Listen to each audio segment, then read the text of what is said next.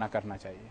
अच्छा सर, ये नहीं होता कि अक्सर हम मना करते हैं तो फिर वो सामने वाला हम पे एकदम से बोलता है कि आपका क्या कंसर्न है, मतलब why are you telling me? अगर कोई मुझसे इस तरह का कहेगा तो मैं कहूँगा because I am a doctor, अच्छा, सो आपके पास कोई therefore defence yes tool yes है? Yes this is my duty, this is the but for duty. Normal people जो नहीं होते doctor but they have ethical sense. हाँ तो सही है, बिल्कुल उनको भी मना करना चाहिए। बिल्कुल जब तक हम बोलेंगे नहीं ना तब तक अमल दरामद खत्म नहीं नहीं होगा। होगा, हाँ बुराई खत्म नहीं होगी। बिल्कुल सही बात है। उस जैसे ये पान गुटखा खाने वाले अगर मेरे पास आते हैं तो सबसे पहला मेरा सवाल मैं ये कहता हूँ कि जाओ उसे थूक कर फिर मेरे पास आके बैठो। अगर मुझसे बात कर रहे हो, तुम अपनी कोई बीमारी बता रहे हो या अपने बच्चे की या अपने किसी भी रिलेटिव की, तो सबसे पहले ये वैसा मुंह में भरा हुआ है और थूक निकल रहा है, अजीब बदतमीजी की हालत है, तो मैं देखता ही नहीं हूँ। मैं सबसे पहले कहता हूँ जाओ बाहर थूको कुल्ली करके फिर मेरे पास आओ। खबरदार जो इस तरीके से मतलब आके बात की। तो बहुत सारे मरीज जो मेरे पास आते हैं इन आदाब का ख्याल करते हैं। गुटके उटके खाने वाला भी होता है, पान गुटके, तो पहले थूक आएगा कि नहीं डॉक्टर साहब भगा देंगे। चलो ये तो अच्छी बात है, तो चीज़ों का सही मैं ख्याल बात है, तो बेसिक मैनर्स में भी आता है, but again who knows it. Doctor साहब आप क्या करेंगे? मैं आप कम छोड़ से कम देते हैं उनको उनके हेल्प? नहीं कम से कम उसकी सुनते गए वो किसी की? सिगरेट की डब्बी लेकर उसे तोड़ तो और दूंगा। नो डॉक्टर साहब, अच्छा नहीं सर, लेकिन आपको नहीं होता कि आप ये सब करेंगे तो वो पलट के आपके वो साथ पता नहीं करेगा क्या जरूर, क्या लेकिन कम से करे? कम आपको पता है सिगरेट के नुकसानात कितने हैं? वो तो मुझे पता है ना, नहीं जो पी रहा है ना आम उसको तो आदमी नहीं को भी पता। बताने की कोशिश करूंगा कि भाई इससे कैंसर जैसी मूवी, आजकल तो सिगरेट की डब्बी के ऊपर भी लगा हुआ होता है, फोटोग्राफ लगी होती इतनी है। गंदी वो शक्ल बनी हुई है, उस पर जी लिखा है जी मुंह का कैंसर करता है, जी but who looks at it, मतलब they totally completely ignore it. जो जी जी। बनी हुई picture they completely ignore it. लेकिन आई डोंट नो नहीं, और जब किस तरह उनको दिमाग में दूसरी डाला चीज जाए, ये है कि बताया जब जाए। तक इंसान की सेहत है, इम्यूनि जो जब तक उसके अंदर इम्यूनिटी है तब तक तो वो उसको बर्दाश्त कर लेगा, लेकिन जैसे ही ओल्ड एज या बीमार होगा तो ये सब चीज़ें ऊपर हमला करेंगी। कम ये तो है, ये तो है डेफिनेटली। खैर अब तो डॉक्टर साहब दोनों की तरफ से यही वर्डिक्ट आया कि आप लोग फौरन उठ के मना करेंगे। डॉक्टर साहब ने तो कहा कि मैं तो ये इसे कह के मना करूंगा कि मैं डॉक्टर हूँ, और दूसरे डॉक्टर साहब जो है वो बिल्कुल ही डर है, वो डॉक्टर है नहीं है, वो तो फौरन से ही खड़े होकर मना करेंगे। आई थिंक हर इंसान को करना चाहिए, अच्छी बात कहने में कोई गलत बात नहीं है, सबको करना चाहिए। अच्छा जी, अब हम थोड़ी सी बात करेंगे जी नाखूनों की। तो सबसे पहले तो हमें ये मालूम करना चाहिए कि नाखून बना हुआ किस चीज से? ये क्या है सर, डेड स्किन है, क्या है नाखून? दरअसल ये कैरेटिन है, प्रोटीन है। प्रोटीन है? ये वो प्रोटीन है जो एक्टोडर्म में मतलब बाल, जिल्द और नाखून, ये एक ही किस्म के प्रोटीन से बनते हैं जिसका नाम होता है कैरेटिन। और ये नाखून जो है ये हार्ड किस्म का कैरेटिन है, लेकिन है वही प्रोटीन। यहाँ पर आकर जो होता है बिल्कुल जो डिजिट्स होती हैं, पोरा जो होता है नाखून उंगली का आखिर, वहाँ पर आकर जो होता है ये नाखून एक स्पेशलाइज प्रोटीन में जो है वो चेंज हो जाता है कैरेटिन में, और फिर ये आगे की तरफ बढ़ता है। जब ये अपना ये हमारी स्किन की ही एक्सटेंशन है? स्किन की एक्सटेंशन है, यस। ये हमारे अच्छा, ठीक जिल्द है। का ही एक हिस्सा है जो आकर डिजिट के ऊपर जो है इसकी शेप चेंज हो जाती है और ये हार्ड हो जाता है और नाखून की सूरत में जाहिर ये होता है। जैसी हवा में आता है हार्ड हो जाता है? ना ना ना ना हवा में नहीं आता। तो फिर ये ये कहाँ अल्लाह से ताला हार्ड ने हो गया? अल्लाह हमारी ताला स्किन तो हार्ड नहीं है। अल्लाह ताला ने बनाया, ये हमारा स्ट्रक्चर मतलब इस तरह से है कि मतलब ये हड्डी के ऊपर जब आता है आने के बाद स्किन जब यहाँ पर आती है तो फिर ये इसका शेप चेंज हो जाता है और ये नाखून की सूरत में, जिस तरह बाल है, सही है ना, वो भी एक प्रोटीन है, लेकिन जब वो स्कैल्प के ऊपर आते हैं काले हो जाते हैं और इस तरह से मतलब आते हैं। ये सब एक्टोडर्मल मतलब वो हैं, यानी जब माँ के पेट में बच्चा बनता है तो उसी वक्त उसका डिसाइड हो जाता है कि मतलब ये हमारी स्किन की वो एपिथेलियल लेयर है जो बाहर आके केराटिनाइज्ड हो गई है। बिल्कुल। अच्छा, शाइन क्यों करती है? शाइन क्यों करती है भाई? देखिए इसके नीचे से जो है ना ब्लड वेसल्स वगैरह सारी चीज़ें गुजर रही होती हैं। जो नाखून है, नाखून के नीचे जो होता है ये कहलाता है ये नाखून को कहते हैं नेल प्लेट, और उसके नीचे होता है नेल बेड। नाखून के नीचे क्या होता है? नाखून, अगर हम नाखून को लेंगे ना तो ये नाखून जो है ये तो नेल प्लेट है। अच्छा, ये हाँ, इसके नीचे नेल बेड है, मतलब गोश्त है। ठीक है। गोश्त के नीचे जो है वो शरियानें गुजर रही हैं, वरीदें गुजर रही हैं, बहुत सारी चीज़ें हैं, तो उसका रिफ्लेक्शन होता है। और दूसरा इसकी जो साख्त है वो इस तरह की होती है कि जो नॉर्मल नाखून की जो शेप या स्ट्रक्चर है वो जो है वो शाइन करता है।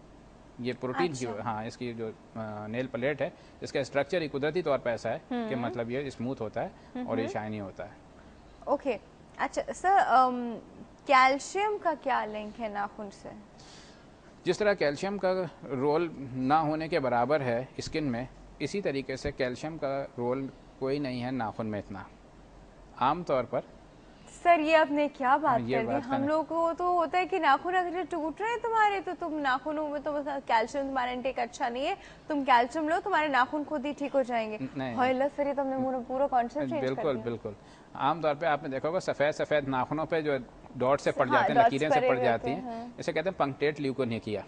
पंक्टेट ल्यूकोनिकिया हमारी मेडिकल टर्मिनोलॉजी बोल रहा हूँ। मतलब तो ये ल्यूको कहते हैं वाइट, और नेकिया नाखून, तो ये वाइट नाखून जो हो जाते हैं, थोड़े छोटे से लकीरें पड़ जाती हैं, हर एक के Spots होते पड़े हुए तो हैं, वो स्पॉट्स कहते हैं पड़ते हैं, calcium कैल्शियम की deficiency कमी ना, वो तो हर चीज़ में हमारे यहाँ बर्स हो गया, कैल्शियम की कमी की वजह से सफ़ेद दाग हो गए, कैल्शियम की कमी की वजह से हो गए, नाखून में सफ़ेद दाग पड़ गए तो कैल्शियम की वजह से पड़ गए, तो नहीं है, मतलब ऐसा कोई रोल नहीं है। कैल्शियम का रोल जो है बुनियादी तौर पर हमारी हड्डियों में है और हमारे दांतों में है।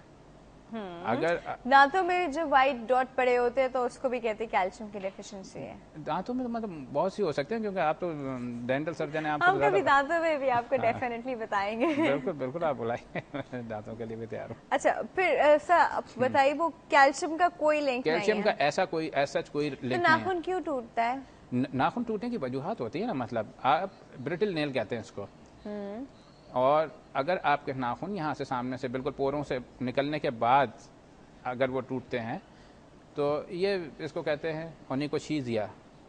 हम ओनिकोशीजिया, लेमिलर डिस्कॉर्मेशन ऑफ नेल। अगर नेल जो होता है, नाखून जो होता है परतों की सूरत में जो होता है, वो उन लोगों में ज़्यादातर होता है जो कि डिटर्जेंट वगैरह में काम कर रहे होते हैं, बर्तन ज़्यादा धोते हैं, कपड़े ज़्यादा धोते हैं, तो ये जो कास्टिक या केमिकल्स होते हैं वो उनके नाखूनों को नुकसान पहुंचाते हैं, जिसकी वजह से नाखून जो होते हैं वो ब्रिटल हो जाते हैं या कमज़ोर हो जाते हैं, टूटना शुरू कर देते हैं।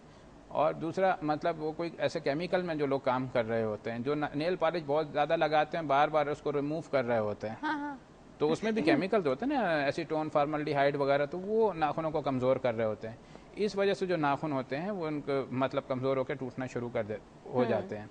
बहुत सारे केमिकल ऐसे हैं, जिस तरह ये लोग जो वार्निश में काम करते हैं या पेंटर्स वगैरह जो होते हैं, जो स्प्रे करते हैं मुख्तलिफ़ किस्म के कलर वगैरह, तो हाथ से मिलाना शुरू कर देते हैं, तो उनके नाखूनों में, या जो सीमेंट में काम करते हैं या दूसरे, तो वो लोग जो होते हैं उनके जो होते हैं नाखून वो फिर कमज़ोर हो जाते हैं या ब्रिटल हो जाते हैं केमिकल लग लग कर, या फिर आपकी डाइट अच्छी नहीं है।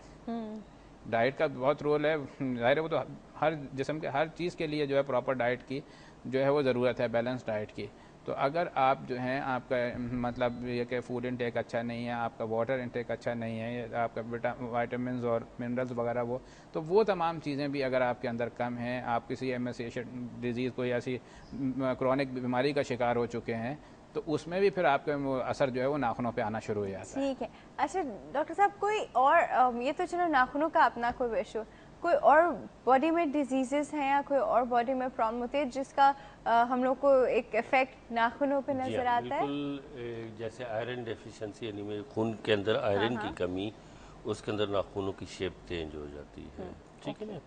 और एक और पल्मोनरी डिजीजेज है फेफड़े की, और चेस्ट डिजीज, उसमें भी नाखूनों की शेप चेंज हो जाती है। जी, उनका जो एंगल है, शेप, नाखूनों की शेप से क्या लिंक है इन सब चीजों उसके का? ब्लड वेसल की सप्लाई वगैरह होती है, और ये जो एंगल है इसको बेल्ट विड एंगल कहते हैं, ओके।